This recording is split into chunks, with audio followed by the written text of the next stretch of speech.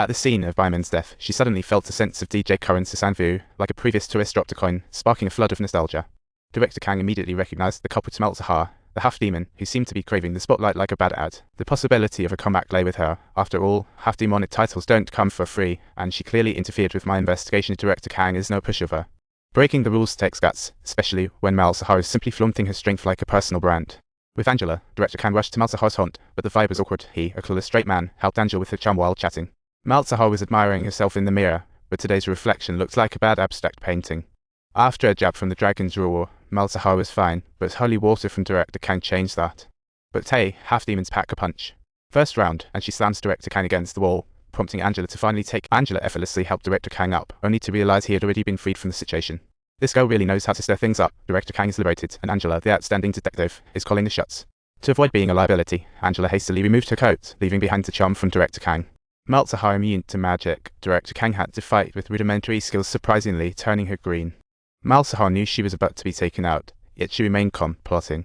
Director Kang threw the rulebook out the window, pulling out a scripture and initiating a rather peculiar ordeal. What method does Maldor require to break the seal? You punk. Come on, let me clue you in right now. Hey babe, enjoy this. While Malzahar put on a brave face, Director Kang began chanting his spells.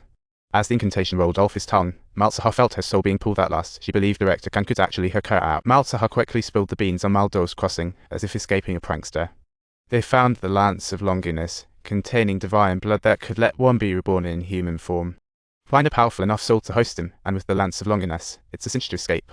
Meanwhile, out in the Mexican outskirts, a guy stumbled upon the fateful hare.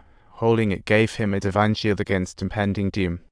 A 120 mph car crashed into him like a cement pillar, unharmed. He happily flew away.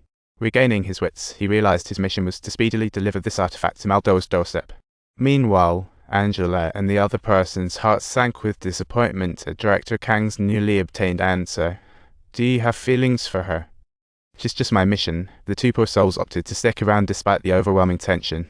They were making a mad dash to intercept Maldor, when suddenly, the steel door exploded as if a giant beast had emerged. A mysterious force swept them away, hurtling them into the unknown. Director Kang hastily gave chase, but the force was too overpowering. We need to find the Lance of Longinus, Director Kang declared, determined to reconsider their approach and change targets. During this process, Director Kang decided to seek out Wei again, hoping to dig for a lifeline. Considering their last interaction, Director Kang figured he needed to show a bit of backbone this time. Wei lived up to his reputation. Seeing Director Kang's mixed tactics, he retaliated. Tension escalated. To save his skin, Director Kang had to swallow his pride. Wei finally agreed to help and led him to his storage room.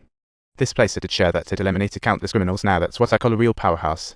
At Wei's instruction, Director Kang couldn't wait to fling off his shoes and plunge down onto the electric chair, prepared for an absolutely shocking surprise. Wei poured some water onto the floor, ready to connect the wires right to Director Kang. It was going to be electrifying. As the electric shock coursed through, Director Kang fervently sought the ore of the Lance of Longinus. This guy was on a mission, arriving at his final destination, the hospital where Annie took her own life. Director Kang followed closely, discovering a gathering of half-demons gearing up for battle inside. Fortunately, we decisively intervened at a crucial moment, successfully yanking Director Kang back and thereby potentially averting a violent confrontation. Get ready, the epic battle is about to kick off. The duo prepared, crafting ammo for metal organisms for the upcoming challenge. Spotting layer upon layer of demon defenses, Director Kang and his apprentice surged forward with confidence. However, a minor accident took place, resulting in an entirely unexpected situation.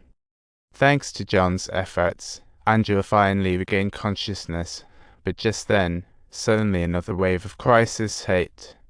The apprentice was caught by a mysterious force, spiraling wildly through the air. Here we go again. He shook his sleeves, preparing to exert his strength, yet unexpectedly, it turned out to be none other than the Archangel Gabriel. Unhappy with God's favoritism towards humans.